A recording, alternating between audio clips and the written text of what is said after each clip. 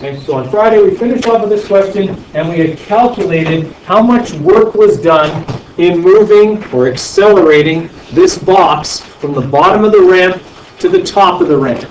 Okay? The way we did that was this.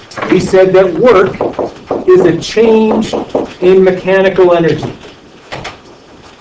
Okay, the question wanted us to calculate the amount of work done. So what we did is we said, all right, the change in mechanical energy means take the final mechanical energy and subtract the initial mechanical energy.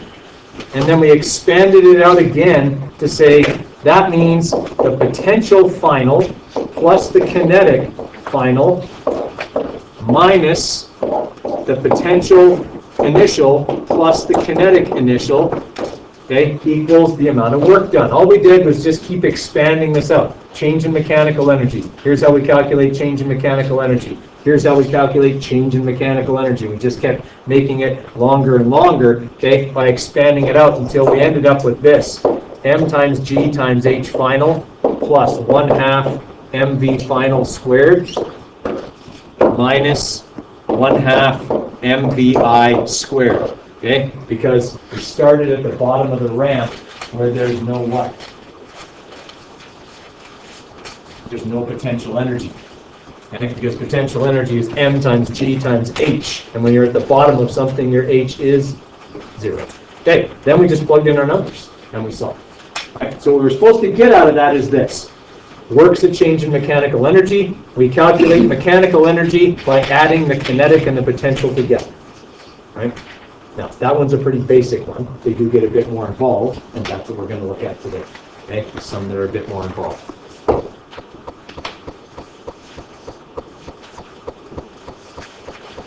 Okay, let's have a look at, these ones are actually quite a bit easier than the one we just did. So let's have a look at number 1. We'll do that one together. So I have a mountain climber who rappels down the face of a cliff that's 25 meters high. So when they're standing at the top of the cliff, what kind of energy do they have? Potential. So they also have mechanical then, right? Okay. When the climber whose mass is 72 kilograms reaches the bottom of the cliff, he has a speed of 5 meters per second. Now, if he'd have fallen, would he be going faster than that? Right. The reason he didn't go faster than that is because of the rope. Okay? How many people have rappelled before? Okay? It's fun, but what do you not touch? Yeah, don't touch the rope. Or the carabiner it's going through. That's the little metal hook thing that it runs through. If you touch that while you're rappelling, you will burn yourself. Okay? Because the rope is resisting your falling. In order to resist your falling, the rope does work on the carabiner, making friction, making what kind of energy? Heat. There's where your mechanical energy goes. Okay? So, at the bottom, if we want to calculate the work done on the climber by the rope, okay, we calculate their change in mechanical energy. At the top of the cliff, we just said they have potential energy. They don't have any kinetic because they're standing at the top of the cliff. When they're at the bottom of the cliff, they only have... That's the other way. When they're at the bottom of the cliff, they only have kinetic. Okay, so we're going to take the final mechanical energy. We're going to subtract the initial mechanical energy. And for this question, that'll look like this. At the end, they had only kinetic. At the beginning, they had only potential energy. Okay? We're still saying change in mechanical energy. We just didn't expand it out like we did on the last one because we didn't need to. So many of the energies were 0. Right. If I plug in my numbers, 1/2 times the mass of the climber, 72 kilograms, times 5 meters per second, all squared, minus 72 times 9.81 times the height of the cliff, 25 meters.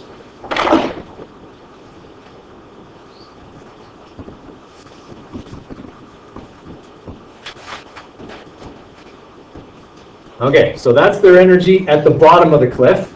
Okay, I'm going to subtract that from the energy at the top of the cliff. 72 times 9.81 times 25. Okay, I'm getting a negative number. Is that okay? Yeah, because from the climber's point of view, well, yeah, they lost energy. They had way more energy standing at the top of the cliff than they had at the bottom.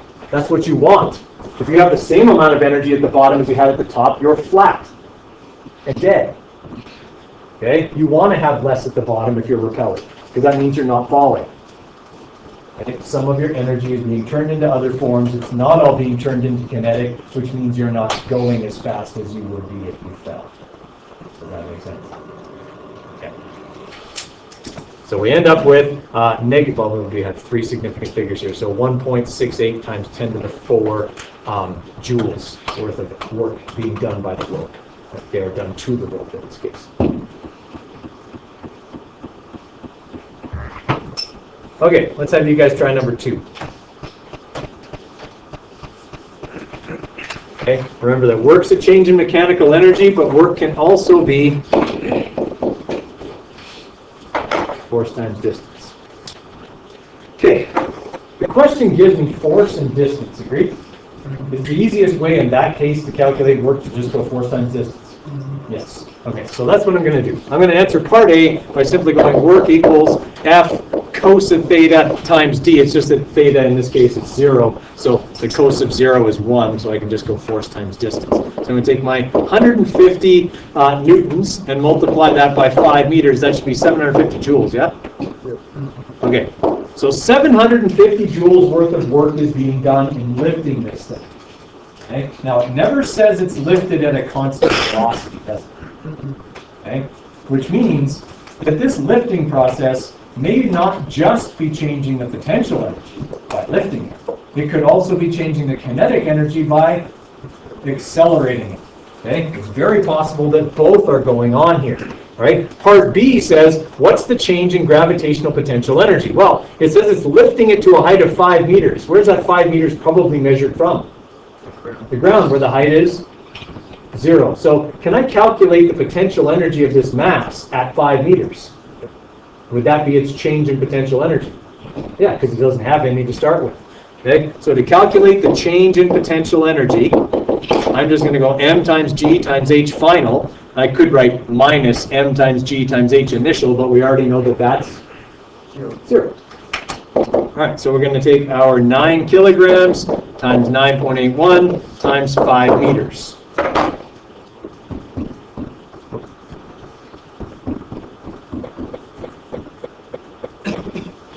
Okay, so we're doing 750 joules worth of work.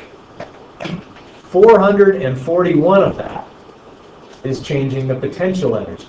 So is there still work left? Okay, if there's work left, then it's got to be changing the kinetic energy. Everyone follow my logic on that? Okay, the reason I say that is because of this formula.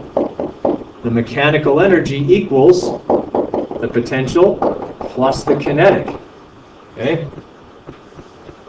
Only 441 of the 750 is potential. That means there's some left over here. Can I figure out how much? What do I do? Just subtract them. Exactly. I take my 750 and I subtract the potential. Okay? There's how much of it is kinetic. 308 or 309 joules. Okay. Everybody all right with my logic there? Okay. Now, number 3 says, draw a free body diagram for the forces on the mass in question 2. Okay. Calculate the net force acting on the mass. Okay. So, it's 9 kilograms. Okay. There was 150 newtons worth of force here, and down here is the force of gravity, 88.29 newtons. Okay, can I calculate the net force? Okay.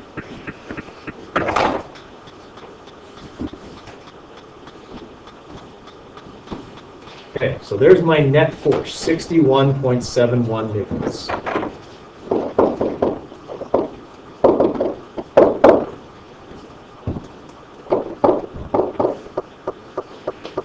Okay, then it says calculate the work done on the mass by the net force. How would I figure that out? Do I know the distance over which the net force acted? Can I multiply those two numbers and be force times distance? Okay, here's where it's going to get interesting. Multiply that by 5. Look what we get. This was our change in kinetic energy that we calculated a minute ago. This is the same number. Why? Why is the work the net force does equal to the change in kinetic energy?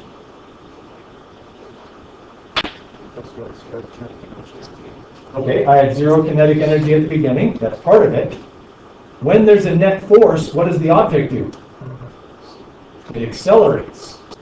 If I change something's velocity, I'm changing its kinetic energy.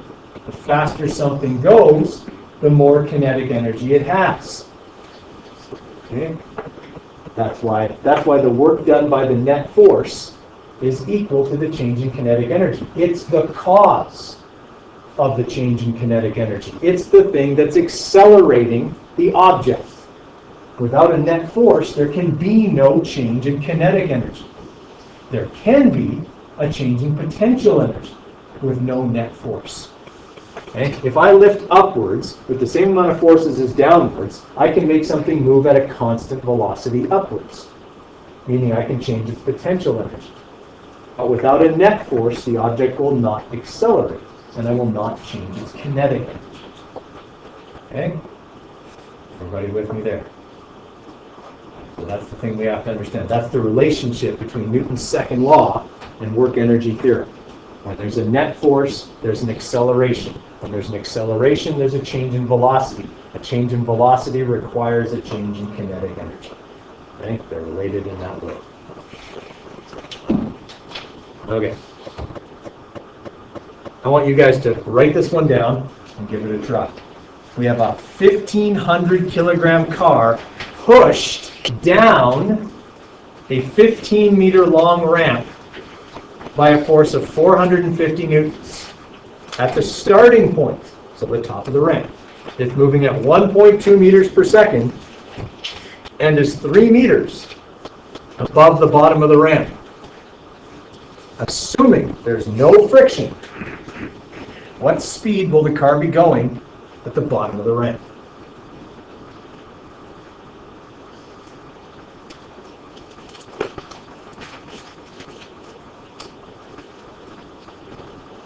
Okay, so here's our situation. Okay, we've got this ramp. At the top of the ramp is our 1,500 kilogram car. It's moving at 1.2 meters per second, and it's 3 meters vertically above the bottom of the ramp. Okay. Can I calculate how much energy it has here? I can, right? Because I know its mass, I know its speed, and I know its height. Right? So I would be able to calculate part of this equation. Work equals mechanical energy final minus mechanical energy initial. I can calculate the initial mechanical energy, right? Because I have that information. Right? At the bottom of the ramp, where it's asking me how fast the car will be going, I would only have what kind of energy? Kinetic. Okay. And what's the other way to calculate work? Force times distance. Do they tell me the force? Do they tell me the distance? Yeah, they tell me the ramp's 15 meters long. So I can expand this formula out and make it look like this. Force times distance equals 1/2 mvf squared. So my final kinetic energy, or my final mechanical energy, minus m times g times h initial, my initial potential, which I can calculate, plus my initial kinetic, which I can also calculate because they told me how fast it was going. Okay? The only thing in this equation that I don't have is the thing they're asking me to find. Okay? Is this a whole lot different than the one we did where they pushed the box up the ramp? Not really. pretty much the same thing. Okay? Except instead of asking us to figure out how much work is done, they ask us to figure out how fast it'll be going at the bottom. I just need to solve for this. So can I take the work and add the initial mechanical energy? Like this whole thing here, because I mean, before I always wrote this in brackets. If I take the work and I add the initial mechanical energy, will that give me the final mechanical energy? It should, according to this formula. And then I could solve for Vf. So what I'm going to have here is force times distance plus m times g times h initial plus 1/2 mv initial squared equals. Okay, I want to get Vf by itself. What do I do with the 1/2 m?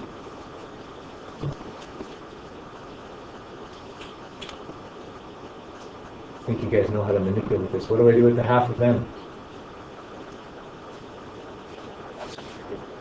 I divide it, right? If I want to get Vf by itself, I got to bring the 1/2 of m over to this side.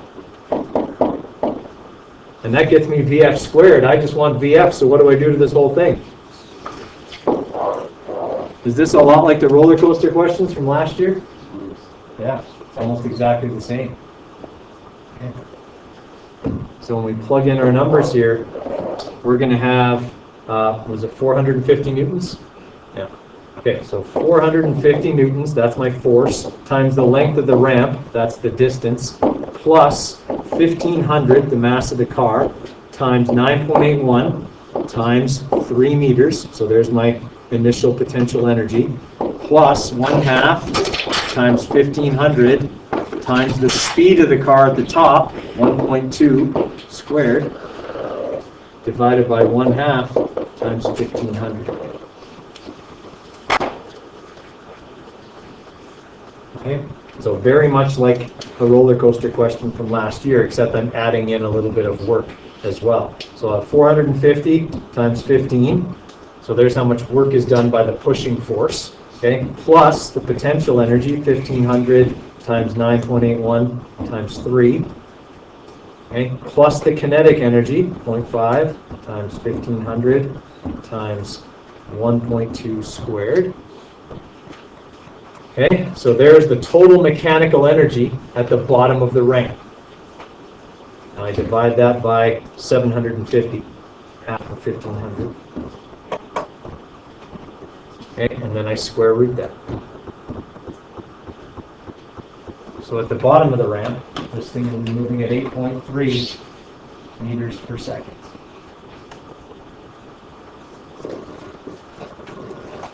Okay, pushed it down the ramp. So it had energy at the top already. I gave it more, so it's going even faster than it would if it had just slid down the ramp on its own.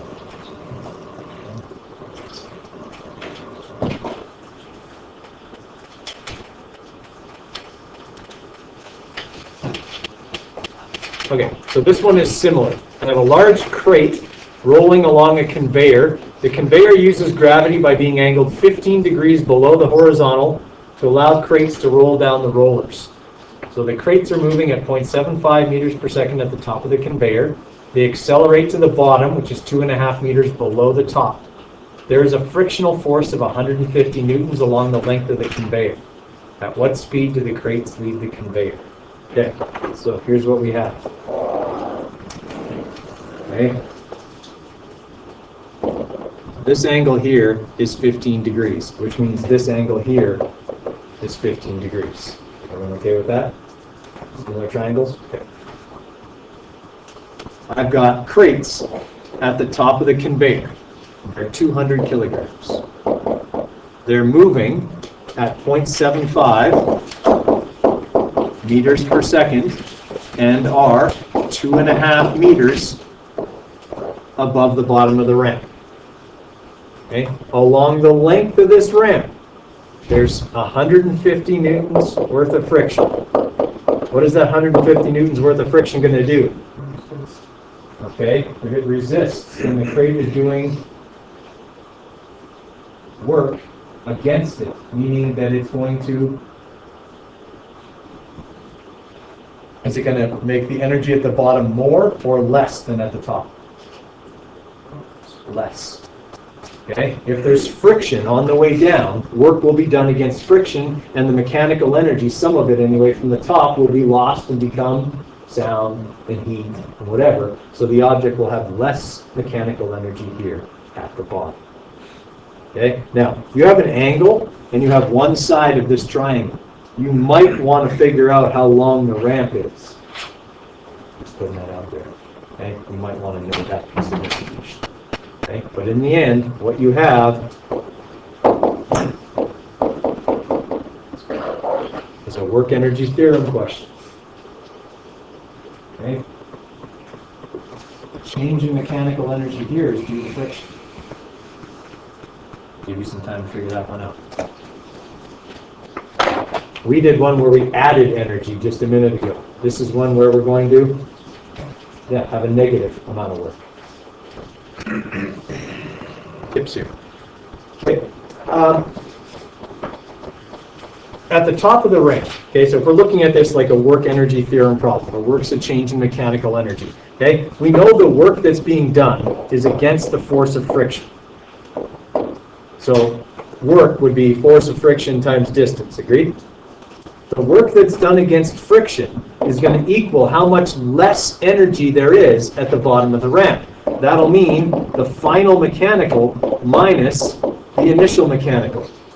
Everybody okay with that? Okay, I should have less energy at the bottom than I do at the top because of this. Now, what kind of energy do I have at the bottom? Kinetic only. So force of friction times distance equals 1/2 mvf squared. Okay, that's what I'm looking for. Minus, what kind of energy do I have at the top? Potential and kinetic. It's moving at 0.75 meters per second, and it's 2.5 meters above ground level.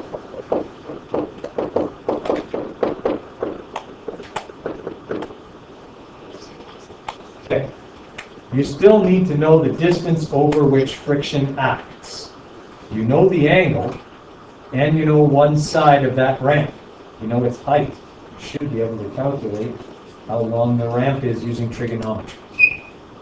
Give you a couple more minutes, see if you can get it from there. Okay, so what we just saw, Indiana Jones outrunning the big giant boulder. Okay, so the large boulder is 400 kilograms in mass. Okay, from a physics perspective, what height would the rock have to drop from? Keeping in mind that if it drops, its initial velocity is 0. Thus, its initial kinetic energy is also 0. Okay, so it has to roll for 30 meters against a frictional force of 800 newtons, and was moving at 4.5 meters per second when it seals shut the entrance to the cavern. Okay, so basically, at the bottom of the ramp, this is a ball rolling down a ramp question. At the bottom of the ramp, it's moving at 4.5 meters per second. We need to figure out what height does it need to drop from if it's going to roll 30 meters against that much friction. Okay, to end up with a certain amount of kinetic energy at the end. Okay, so very much like the ones we've done already. Okay, final minus initial mechanical, okay, equals work. Okay, that's what you're working on here. Okay, let's just kind of set up the start of it here, guys. Okay, so the rock starts up here. We don't know the height of the rock. We know it's going to roll 30 meters, but we don't know the angle, which eliminates us from being able to use the really long way. Okay? If we don't have the angle, we can't calculate F parallel. So we have to do this using work energy theorem. Now, at the top of this ramp, we only have what kind of energy? Potential, because it's being dropped. Okay, so we know that up here, our initial mechanical energy is all potential.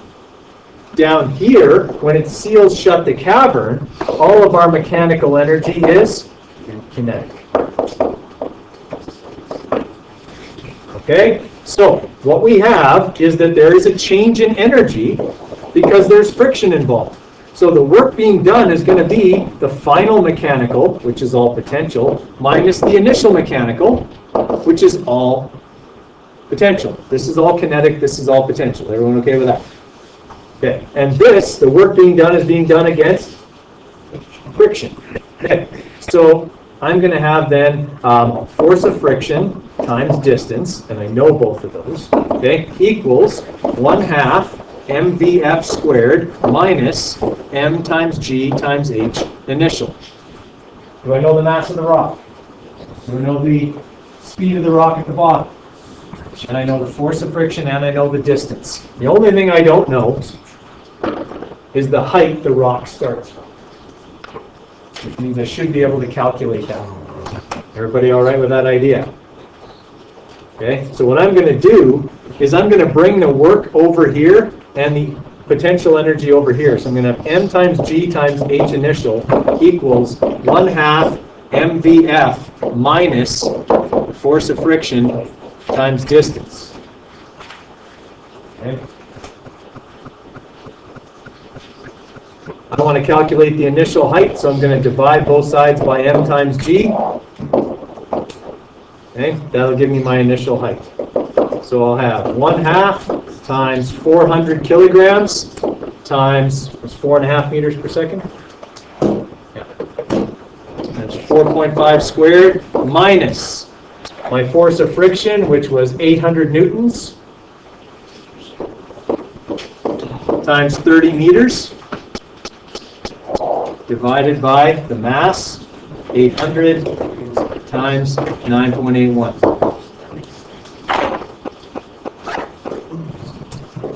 And this force should be negative. All right, so 0.5 times 400 times 4.5 squared. Okay, there's my kinetic energy at the bottom. Okay, plus 800 times 30 gives me that. Okay, then I'm going to divide that by 800 times 9.81.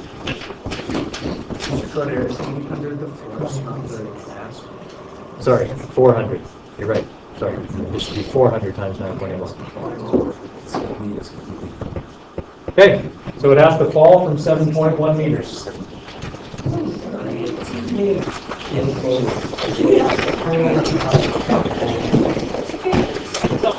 Great, you're going to have a quiz tomorrow. I'll post it at the end of the day. I haven't decided whether I'm going to put any work energy theorem on it or not. Maintenance and friction, but I haven't decided yet.